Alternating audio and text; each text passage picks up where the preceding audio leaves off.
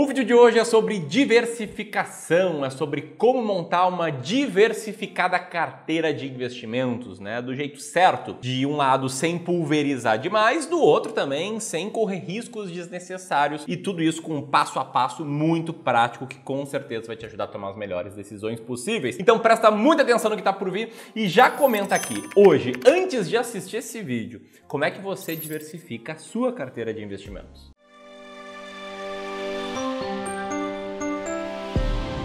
Sabe de uma coisa, Gleison? O quê? Quando eu comecei a investir, tinha aquela série de dicas, né? Pô, diversifique bem seus investimentos, invista por longo prazo. Eu achava tudo aquilo uma tremenda bobagem. Sério? Sério mesmo, não sei se você aqui também acha uma bobagem, mas o fato é que a experiência prática e tomar muitas na cabeça acabaram me fazendo ter um pouco mais de humildade e entender a importância de diversificar. É numa boa, tive que aprender perdendo muito, né, para me tornar humilde o suficiente para entender que a primeira tarefa do investidor não é pensar em multiplicar o patrimônio, e sim pensar em preservar ele, e aí a diversificação acaba sendo uma peça-chave nessa primeira tarefa do investidor. Eu sei que você pode pensar o contrário ou até mesmo usar frases de efeito, como uma famosa frase do Warren Buffett que diz mais ou menos assim: a diversificação é uma proteção contra a ignorância, faz pouquíssimo sentido para quem sabe o que está fazendo. Warren Buffett, para quem não sabe, é o maior investidor de todos os tempos, mas eu tenho 3 comentários aqui para fazer em cima dessa famosa frase dele. O primeiro é que essa frase aqui, ela tá meio que fora de contexto. Na verdade, a sugestão que o Warren Buffett dá para o investidor médio, né, o investidor PFC, pessoa física comum, o cara que não é profissional do mercado,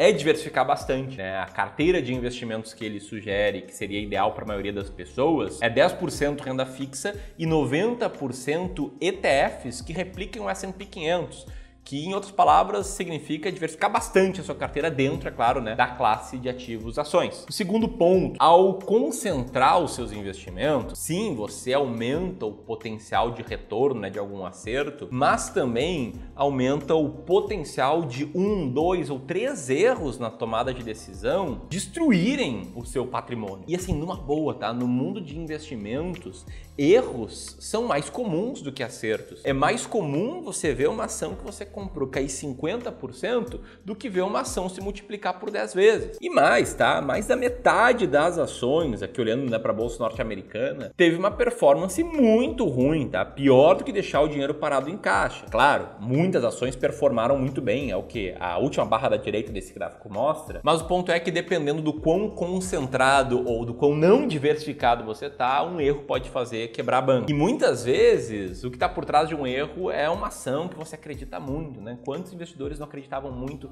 na Oi, por exemplo, que já caiu mais de 99% aí, no gráfico mais antigo que a gente consegue ver. Ou como ainda a Magazine Luiza, que embora tenha uma boa performance aí no gráfico mais longo, as ações caíram quase 90% do ponto máximo ao mínimo. Ou ainda Cash 3, né, Melius, que do máximo ao mínimo também já caiu mais de 90%. Ou IRB, muito popular entre muitos investidores pessoa física, que infelizmente já caiu mais de 90%. Mais recentemente, lojas americanas, que sim, tinham uma fraude por trás, mas ainda assim as ações despencaram. Todos esses cases aqui são de empresas que muitas pessoas gostavam, que muitos investidores investiam e que talvez você tenha investido em uma delas, né? Seja honesto, comenta aqui nos comentários, é super comum você comprar uma ação que despenca, tá de boas, né? No mercado existe quem já errou e existe quem mente também. Mas enfim, esse aqui é o segundo ponto, né, que eu queria trazer aqui. E o terceiro é que muitas vezes, tá, por trás daquela ideia de ter menos ações, ter menos investimentos para potencializar os meus acertos, existe um viés da gente se achar o super-homem, né? O viés da gente estar investindo com excesso de confiança. E aqui entra uma lição de humildade, né? Eu não sou o Warren Buffett, não tenho nenhuma pretensão de ser nada parecido com isso, você também não é o Warren Buffett, com todo respeito. E é muito mais provável que a gente compre uma ação que vai despencar,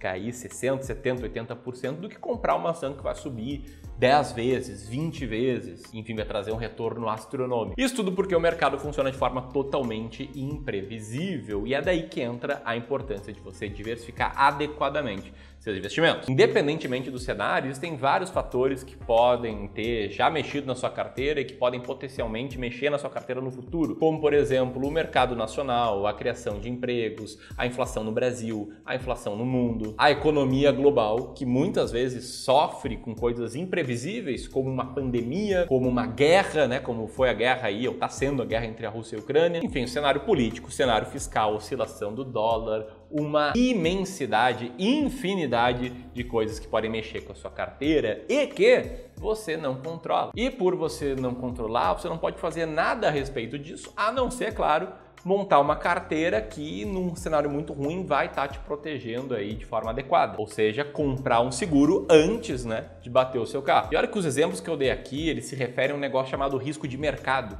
né, que é o risco de vários ativos variarem, né, a sua cotação para baixo ou para cima, e variando para baixo você perder dinheiro. Mas existem uma série de outros riscos que também podem ser diminuídos ou até mesmo eliminados com uma diversificação adequada, como por exemplo o risco de crédito, que diz respeito ao potencial de você tomar o calote do investimento em algum ativo de renda fixa, o risco de liquidez, que trata do risco de você não conseguir, né, transformar seus ativos em dinheiro e vice-versa, né, do mercado ficar com menos liquidez, riscos setoriais, riscos inerentes a apenas um ou alguns setores da economia, como a gente viu aí recentemente, o risco em fundos imobiliários de papel, e também risco individual de alguns ativos, né, que é o risco de uma ação ou de uma empresa especificamente falando e muito mal e muito pior que o mercado. Para se proteger de tudo isso, é muito importante você seguir o meu processo de diversificação em 2 etapas, né? Assim como existe a verificação em 2 etapas ali nos seus logins em redes sociais, a ideia aqui é a gente passar por 2 etapas para diversificar adequadamente a carteira, proteger ela dos principais riscos e ainda assim ter um bom potencial de retorno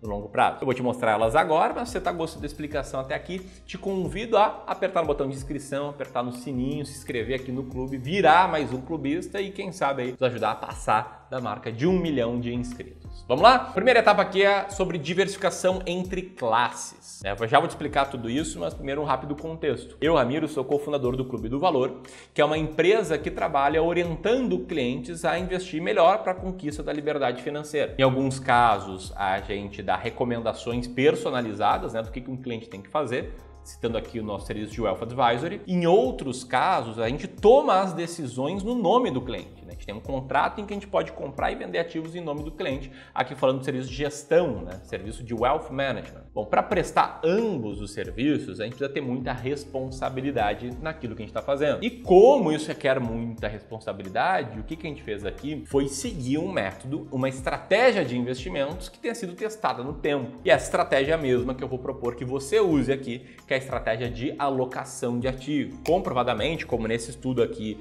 do Roger E. Botson, professor de Yale, é a estratégia que explica 90% da variação de uma carteira e que significa basicamente você, depois de uma certa reflexão, desenhar uma carteira de investimentos ideal para ti para o longo prazo.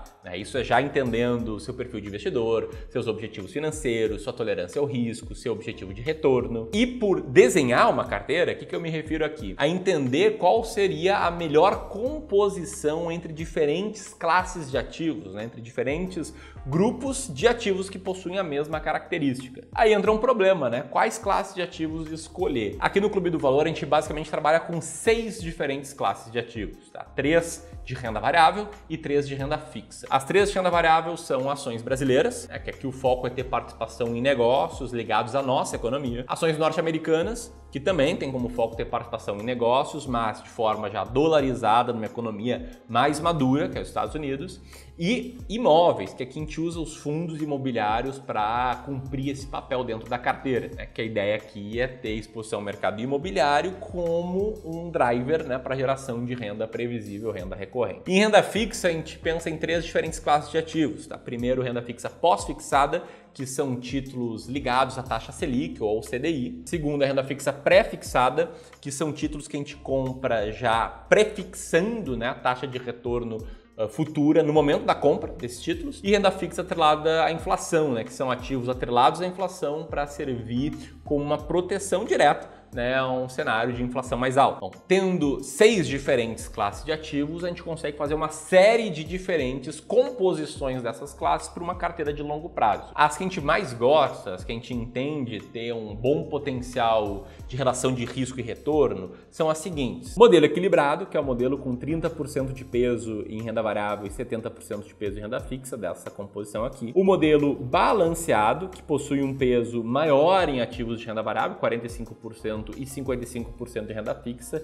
respeitando essas proporções. O modelo sofisticado, né, para clientes que têm maior tolerância ao risco, que é um famoso modelo internacional, né, que também é chamado de muitas vezes 60-40, né, 60% de peso em renda variável, 40% de peso em renda fixa. O modelo arrojado, que é 75% de peso em ativos de renda variável, como está na tela, né, e 25% de peso em renda fixa. E o modelo 100% renda variável, esse aqui é para quem realmente é muito tolerante ao risco e aguentaria aí ver a sua carteira cair 30%, 40% numa crise, que é apenas as 3 classes de ativos de renda variável. Lembrando sempre, tá? Isso aqui são modelos de alocação de ativos para carteira de longo prazo, para carteira em que você busca conquistar liberdade financeira, tranquilidade financeira. Qual que é o melhor modelo, Ramiro?